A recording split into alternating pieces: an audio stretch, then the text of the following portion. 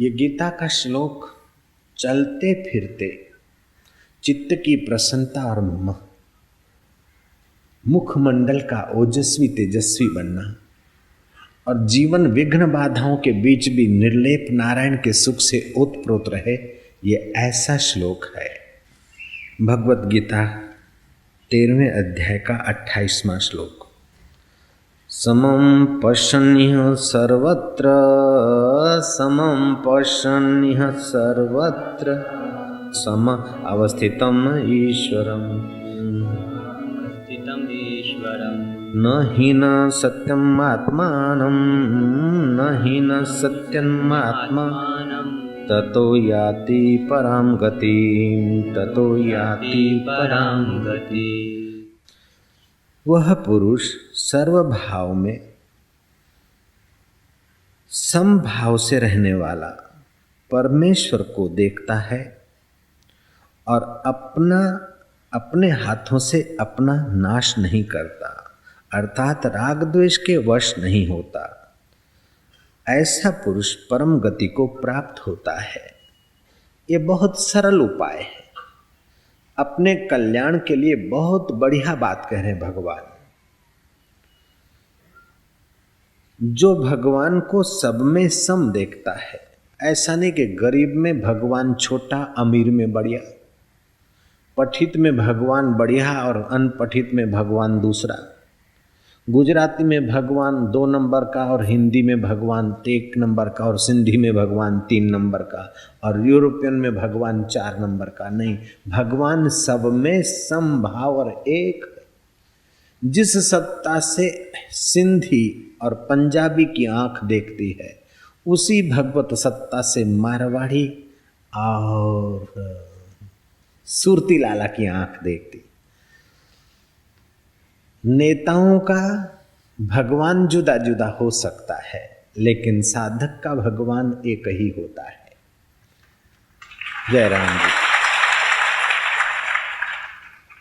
बंबई का मुख्यमंत्री और शिक्षण मंत्री अलग, कर्नाटक का मुख्यमंत्री और शिक्षण मंत्री अलग, गुजरात का शिक्षण मंत्री और मुख्यमंत्री अलग। उनके सिद्धांत और संकेत और पार्टी अलग हो सकती, विचार अलग हो सकते हैं, लेकिन साधक और भगवान का सिद्धांत अलग नहीं है, उनकी पार्टी अलग नहीं है। उसकी पार्टी तो एक नूर ते सब जग उपजा, कौन भले कौन मंदे। जो कबीर जी का अनुभव है वही नानक जी का है। कबीर काशी में है और नानक पंजाब में है। जो नानक जी का अनुभव है वही अनुभव नरसिंह मेहता का सौराष्ट्र में है और वही अनुभव सिंध के साईं टेऊराम का है। वही अनुभव नैनीताल के जंगलों में समाधि में लगे हुए लीलाशाह बापू का वही अनुभव। उसमें शिक्षण मंत्री और मुख्यमंत्री भिन्न भिन्न नहीं होते। जैसे अखंड भारत अखंड है, ऐसे अखंड ब्रह्मांड अखंड एक सत्ता से ओतप्रोत है। ऐसा ज्ञान जिनको हो गया, उनके चित्त में जरा जरा बात से राग नहीं होगा, जरा जरा बात में द्वेष नहीं होगा। जो सब में सम भगवान को देखने का अभ्यास करेंगे, उनका राग और द्वेष शांत होता जाएगा। जिनका राग और द्वेष शांत होता जाएगा, उनके चित्त में शांति और मुख पे तेज स्वाभाविक ही आएगा। हाँ, छाया में रहने से, एयर कंडीशन में रहने से, मक्खन मलाइयाँ खाने से अथवा यूरोप अमेरिका में रहने से चमड़ी का तेज तो आ सकता है, लेकिन मुख का तेज मतलब आध्यात्मिक तेज की बात अलग है। अष्टावक्र के शरीर में 8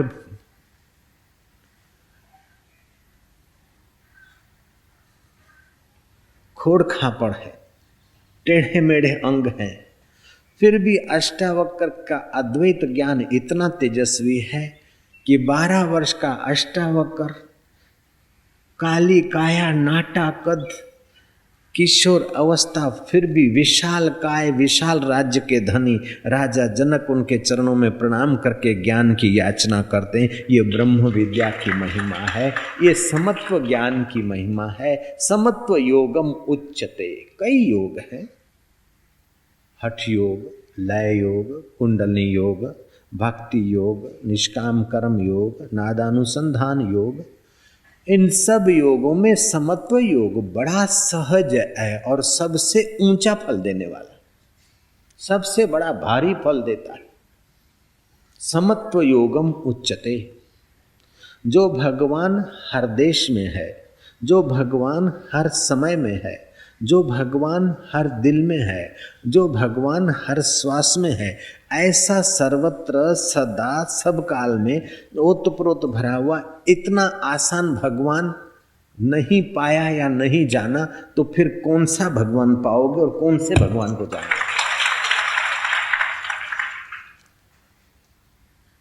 जो हर देश में है, हर श्वास में है, हर आंख के द्वारा देख रहा है, हर कान के द्वारा सुनने की सत्ता दे रहा है और दिल की हर धड़कन जिसकी सत्ता से दिखती है और चलती है, ऐसे भगवान को पाना कठिन है। तो बताओ फिर सुगम कौन सा भगवान मिलेगा?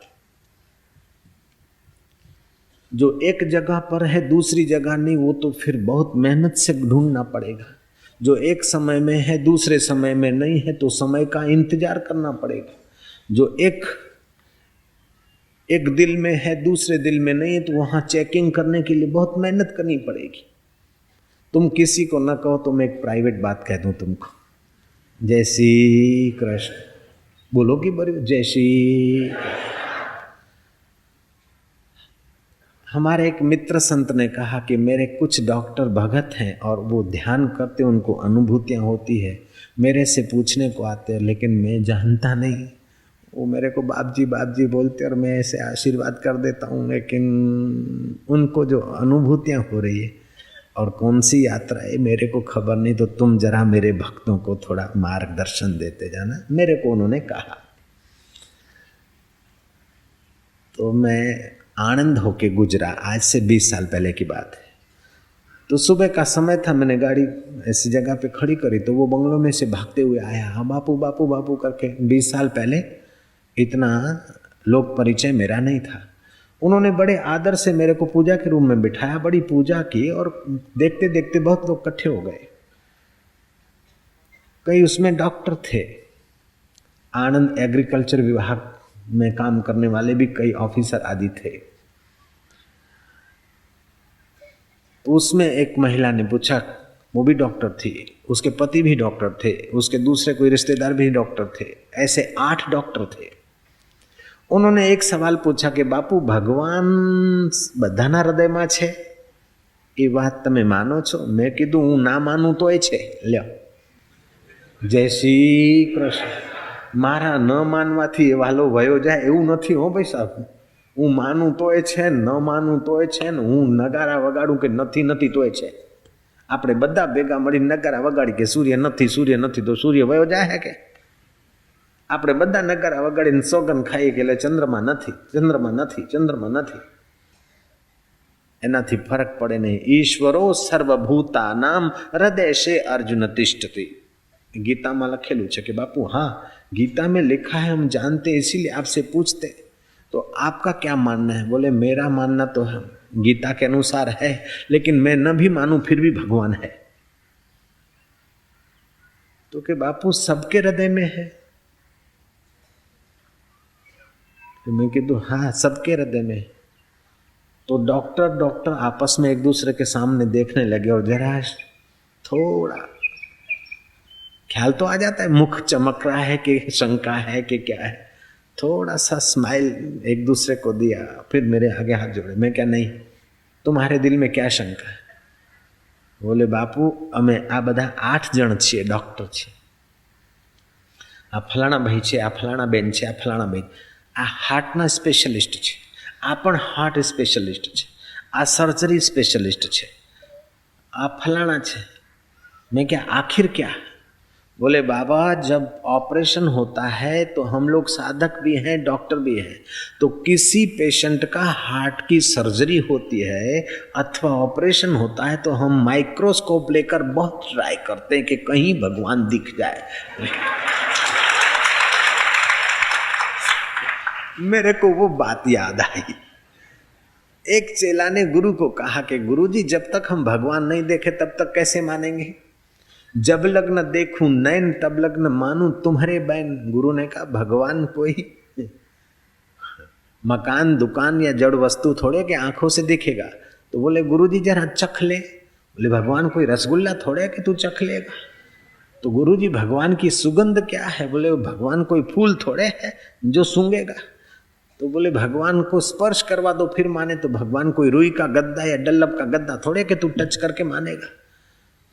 तो बोले जो देखने में नहीं आवे, सूंघने में नहीं आवे, स्पर्श करने में नहीं आवे, चखने में नहीं आवे, सुनने में नहीं आवे, तो उसको हम कैसे माने। गुरु ने कहा तू माने चाहे न माने फिर भी वो है। प्रणाम तो करता नहीं, नम्रता तो है नहीं गुरु के लिए, श्रद्धा तो है नहीं, बड़ा आया भगवान को देखने के लिए। चल कभी कभी गुरु डांट कर मेढ़ा मार के भी हमारी योग्यता बढ़ा देते। प्रणाम तो करता नहीं। बोले गुरुजी अगर प्रणाम करने से भगवान मिलता है तो मैं दंडोत प्रणाम करता हूँ। वो लंबा पड़ा और गुरु भी हमारे जैसे थे, कोई जवान गुरु थे, बराबर कस के अणीदार घुसा मारते धड़ाक धूम बैड़ाओं पर बराबर नो एक चौड़ी दीदी फेंट।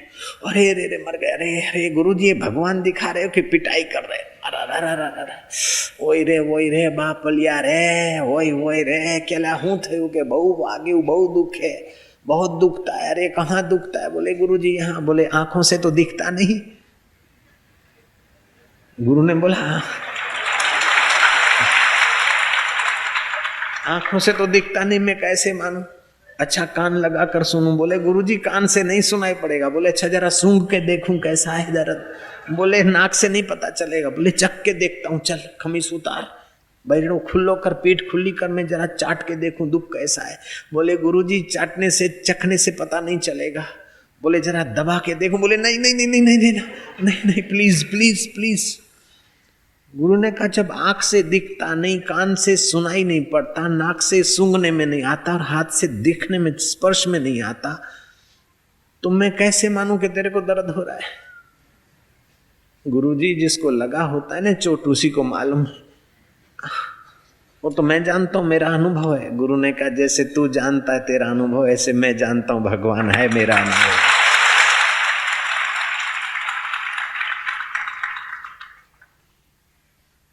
ये आंखों से जो दिखेगा उसमें माया का कवर है, इसलिए ज्ञान की आंख चाहिए। जैसे आंखों से आकाश दिखता है, तंबू जैसा दिखता है, कढ़ावे जैसा दिखता है, क्योंकि हमारी आंख उसी डिजाइन की बनी है, इसलिए वो ऐसा दिखता है। आंख से जो दिखता है वो माया है, लेकिन जिसकी सत्ता से दिखता है और जिसकी सत्ता में बना है, जिसकी सत्ता से पैदा हुआ, जिसकी सत्ता से टिका है, जिसकी सत्ता में लीन होगा, वो आंख से नहीं दिखता, लेकिन वो ही वो है, उसके सिवा बाकी माया का कोई वजूद नहीं है। ये हार आंख से दिखता है। इसमें 5 चीजें हैं। अस्तित्व है, भातित्व है और प्रियत्व है, नाम और रूप है, ये 5 है। तो ये 2 दिन पहले किसान का खेत में माल था, खेती थी। 1 दिन पहले माली के यहाँ फूल थे और आज ये हार बन गया। 2-4 घंटे पहले किसी भगत का चीज था और अभी ये समिति की प्रॉपर्टी हो गई, जयराम जी की। किसान बोलता है हमारा, फिर माली बोलता है हमारा, जिसने सज्जन ने खरीदा वो बोलता है हमारा, अभी हम कहेंगे हमारा। हमारा हमारा बदलता जाएगा, नाम और रूप बदलता जाएगा, लेकिन वास्तविक में ये जिसका है वही जा रहा है। पृथ्वी जल तेज वायु आकाश, इसका जल भाग जल में जा रहा है, इसका सुगंध भाग सुगंध के तरफ बिखर रहा है, और अंत में सूख जाएगा तो अग्नि तत्व है, अग्नि में चला जाएगा, जला दो या खाद बना दो। ऐसे ये शरीर अगले जन्म में किसी का बेटा था, किसी रूप में था। जन्मे था उमल के घर तो बाप बोलता मेरा बेटा है, भैया बोलता मेरा भाई है, मामा बोलता है भांजा है, काका बोलता है भतीजा है। शादी हुई, पत्नी कहती है मेरा पति है। छोकरा हुआ, बोले मेरा पापा है। शिष्य हुए, बोले मेरा गुरुजी है। दोस्त हुए, बोले मेरा भाई बंद है। शत्रु हुए, बोले ये मेरा शत्रु है। ये मेरा पड़ोसी है, ये मेरे जात का है, ये मेरे नात का है, ये मेरी पार्टी का है, ये मेरे गांव का है, ये मेरे राज्य का है, ये मेरे मातृभाषा का है, ये मेरे देश का है। ये सब खिचड़ी संसार हम लोगों का बनाया हुआ है। बाकी इसमें पहले भी था, अब भी है, शरीर रहने के बाद भी जो रहेगा वो परमात्मा सत्ता है।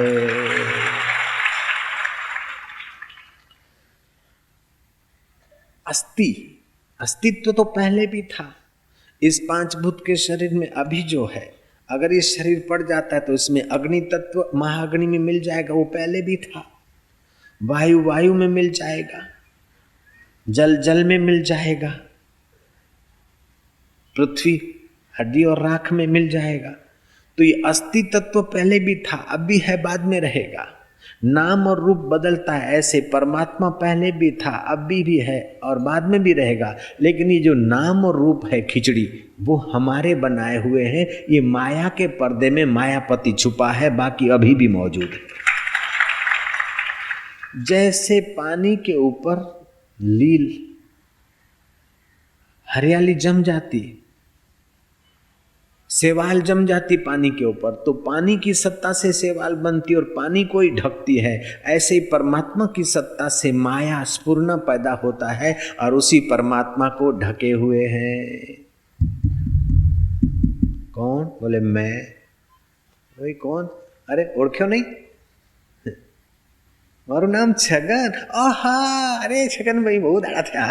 आओ बैसो बैसो, खावन खाओ ने। मैं जहां से उठा वो परमात्मा चेतना है। छगन नाम सुन सुनकर पक्का हुआ मैं छगन। अगर माँ सुना देती या कोई बार नाम रख देती मगन, तो अपने को मगन मानते, और मोहन नाम रख देते तो अपने को मोहन मानते, और जुगलू नाम रख देते तो अपने जुगलू ही मानते। और कभी कभी हमने तो बबलू नाम सुना, बड़ी उम्र के भी नाम क्या के बबलू। एक लड़के का नाम है विकी, दुबई से आया विकी। मैं क्या विकी तो भाई 7,000 की गाड़ी मिलती है, जानकी का बेटा 7,000 का थोड़े है। इसके बेटा का नाम है विकी। नहीं, विकी नहीं, विक्रम नाम रख। लेकिन जो नाम रख दिया अपने को माना। लेकिन जिस पर नाम रखा जाता है वो शरीर, और शरीर जिसकी सत्ता से चलता है वो परमात्मा उसके हृदय में पहले भी था, अब भी है और बाद में भी रहेगा। आद सत्य जुगात सत्य है भी सत्य, नानक हो से भी सत्य। सो साहेब सद सदा हजूरे, अंधा जानत ताको दूरे। तो કે બાપુ એ વાતથી તો લાગે છે કે ભગવાન બધાના હૃદયમાં છે, પણ અમે માઇક્રોસ્કોપથી ટ્રાય કરી છે તો દેખાતા નથી। मैं कीधु माइक्रोस्कोप से माया दिखेगी, तो माइक्रोस्कोप से संसार की प्रकृति देखेगी। प्रकृति जिसके आधार पर है वो परमात्मा इन आंखों से या माइक्रोस्कोप से क्या देखेंगे? इन आंखों से जिसको भगवान देखे वो भगवान ने माया का रूप धारण किया। फिर चाहे कृष्ण हो, चाहे राम हो, चाहे और कोई भगवान हो, जब माया विशिष्ट चैतन्य बनता है तो इस मायावी आंख से दिखता है। बाकी का वास्तविक चैतन्य शुद्ध परब्रह्म परमात्मा जो कण कण में है, हर देश में है, हर काल में है, हर समय में है, हर जगह है, हर दिल में है, और हाजरा हाजुर अभी भी तुम्हारा आत्मा होकर बैठा है। उस परमात्मा को तो विचार की आंख से ही देखना पड़ेगा। इसीलिए बुद्धि की विशेषता चाहिए। सत्संग के द्वारा बुद्धि का विकास करे, भाव का विकास करे, तो परमात्मा हमारा आत्मा है। मैंने डॉक्टरों को बताया कि तुम डॉक्टर हो, तुमको पता है कि मनुष्य ने कभी क्रोध किया, कभी प्यार किया, कभी भयभीत हुआ, कभी चिंतित हुआ, बहुत सारा करता है। अब उसका हार्ट, उसके फेफड़े, उसके कलेजे ऑपरेशन करके पुर्जा पुर्जा करके ढूंढो तो उसका तुमको प्रेम कहाँ किया नहीं दिखेगा, लोभ कहाँ है वो नहीं दिखेगा, क्रोध कहाँ पर से किया वो नहीं दिखेगा। आदमी तो प्रेम भी करता है, नफरत भी करता है, लेकिन प्रेम और नफरत इन पुर्जों से, आंखों से खोल के देखो तो नहीं दिखेगी।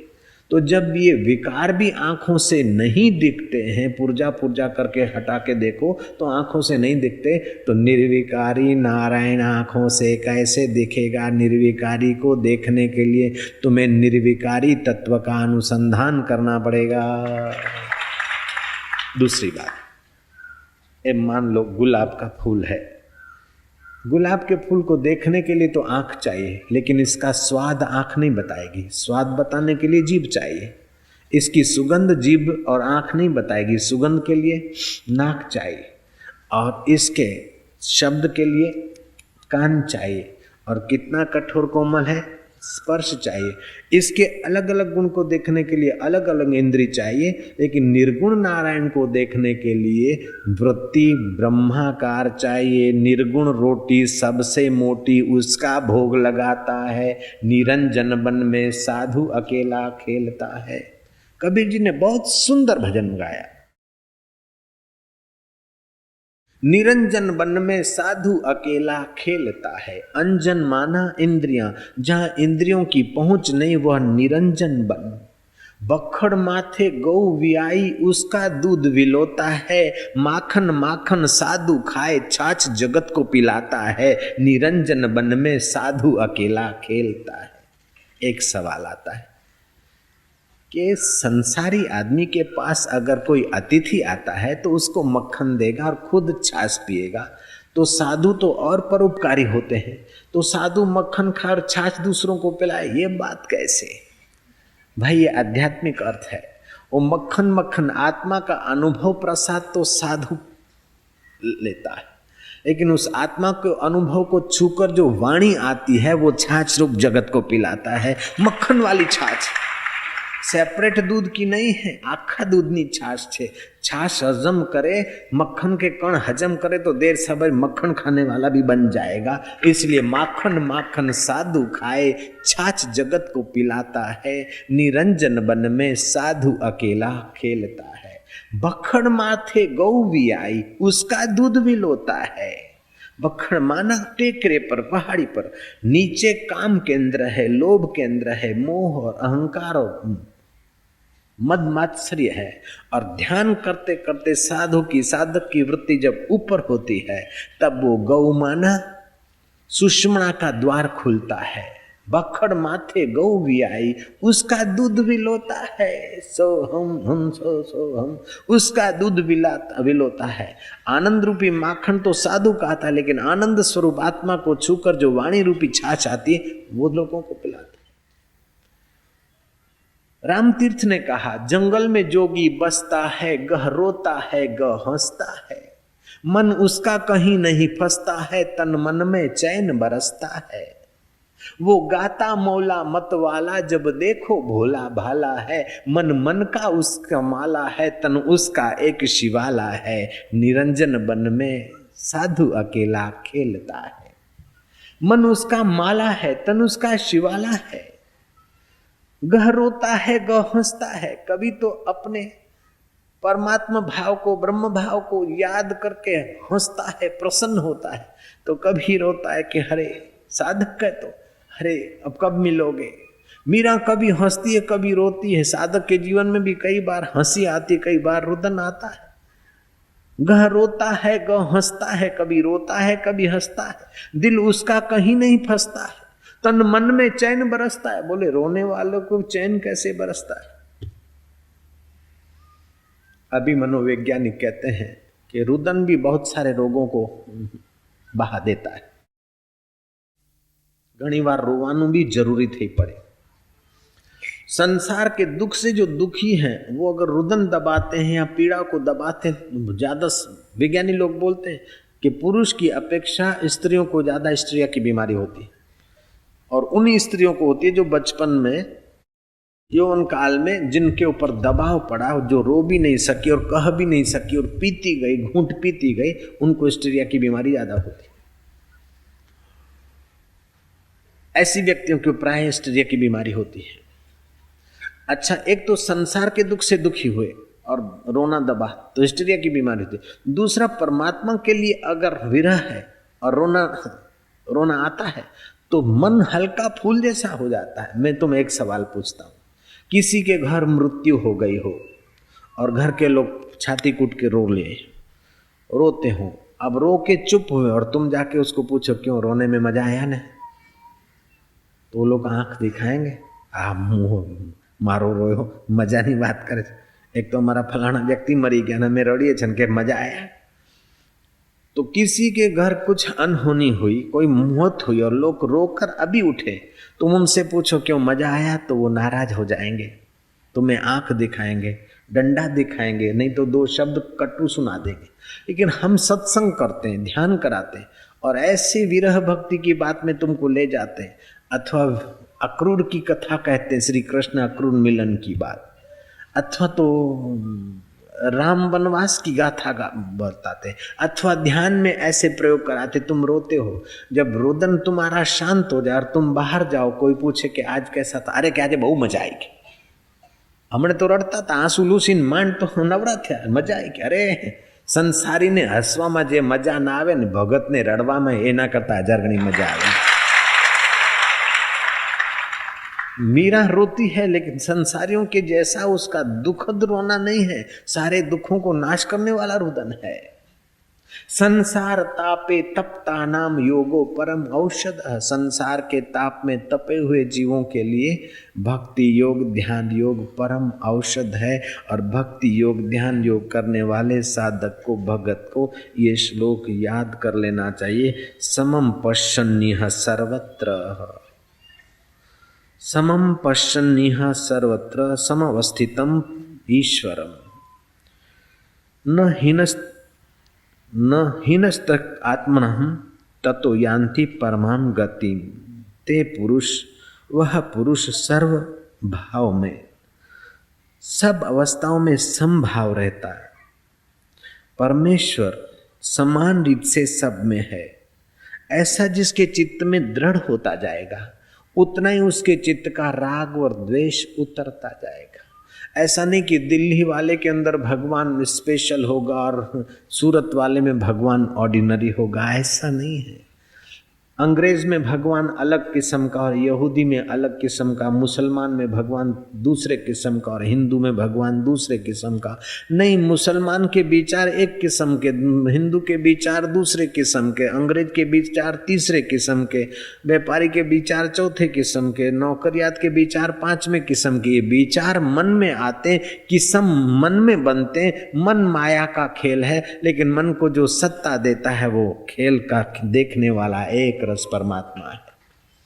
इसीलिए पति पत्नी के विचार वैमनस्य हो सकता है, पिता पुत्र के विचार में वैमनस्य हो सकता है, भाई भाई के विचार में वैमनस्य हो जाता है, पड़ोस पड़ोस के विचार में वैमनस्य हो सकता है, लेकिन पड़ोसी पड़ोसी के गहराई में परमात्मा तत्व में वैमनस्य नहीं होता है। वहाँ एक ही एक है।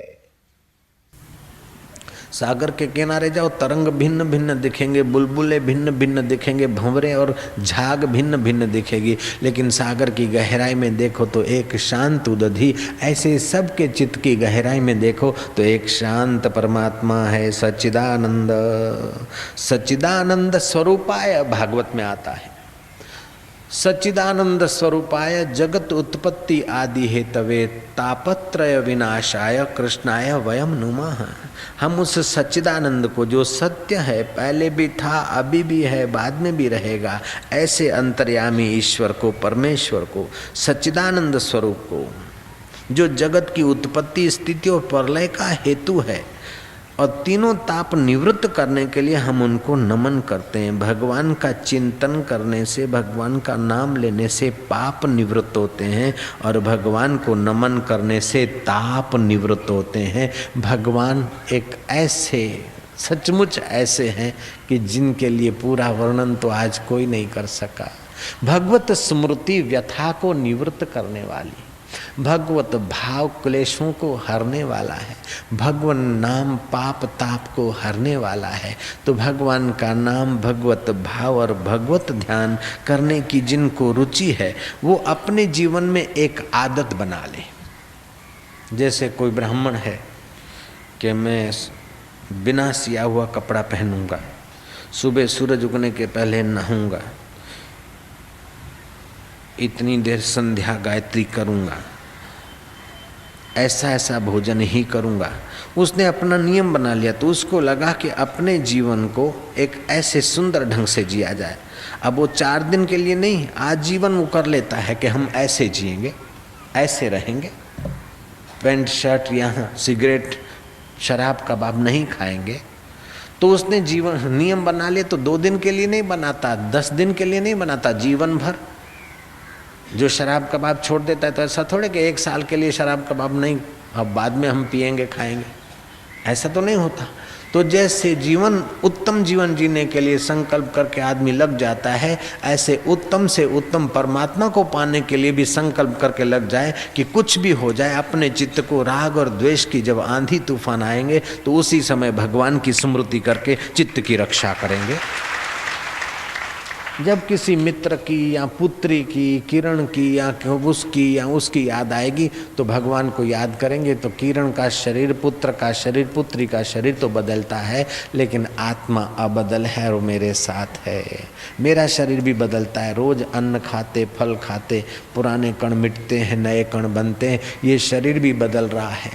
माया में बदलाहट है, जैसे पंखा फास्ट घूमता है तो एक जैसा लग रहा है, ऐसे ही हर चीज में बदलाहट है, लेकिन इतनी फास्ट बदलाहट है कि पता नहीं चलता। 1 मिनट में न जाने तुम्हारे शरीर में कितने कण बदल जाते हैं, कितने बैक्टीरिया मर जाते, कितने नए हो जाते। तो सब में बदलाहट है। एक परमात्मा है जो अबदल है, उस अबदल की स्मृति करेंगे और बदलने वाले का सदुपयोग करेंगे, मोह नहीं करेंगे। महाभारत में आता है कि जो आदमी मोह करता है, रामायण ने भी कहा, मोह सकल व्याधि न कर मूला, ताते उपजे पुनि भवशूला। मोह बोलते हैं उल्टे ज्ञान को, ये बना रहे, इसने मेरे को ऐसा क्यों कहा, ऐसा क्यों हुआ, ऐसा जो आग्रह करते हैं, ऐसे लोगों को बड़ा दुख रहता है। भविष्य पुराण में भगवान कृष्ण युधिष्ठिर को कहते हैं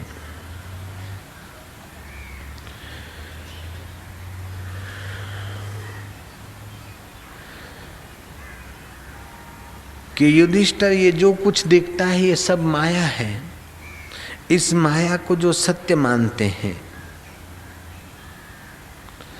वे इस माया से प्रभावित हो जाते हैं।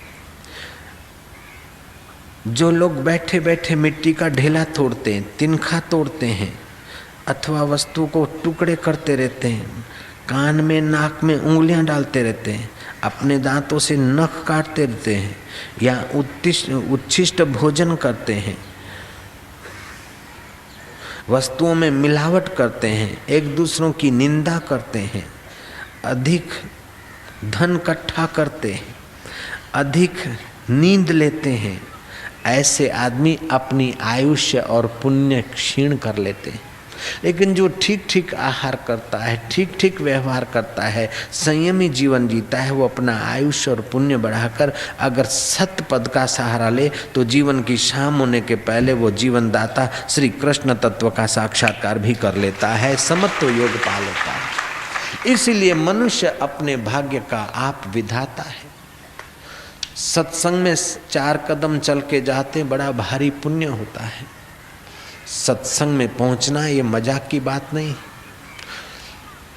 रंगवदूत महाराज किसी शास्त्र की बात कहते थे कि 21 जन्म का पुण्य जोड़ करे तभी आत्म साक्षात्कारी पुरुष के वचन सुनने को मिलते।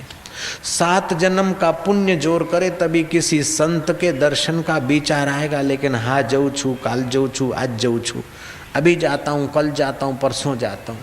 दूसरे 7 जन्म के पुण्य जब जोर मारेंगे तब उस संत के द्वार पर पहुँचेगा। संत की जहाँ चरण रज पड़ी है, सत्संगियों के जो कदम पड़े, ऐसी पवित्र जगह पे जाएगा। लेकिन संत आए उसके पहले मन भगा के घर ले जाएगा, अथवा सत्संग पूरा हो जाएगा बाद में पहुँचाएगा। तीसरे 7 जन्म के पुण्य जब जोर करते तभी संत के द्वार पर आएगा, दर्शन करेगा और उनकी वाणी सुनकर हृदय को गदगद कर सकेगा, पुण्य कमाकर परलोक सवार लेगा।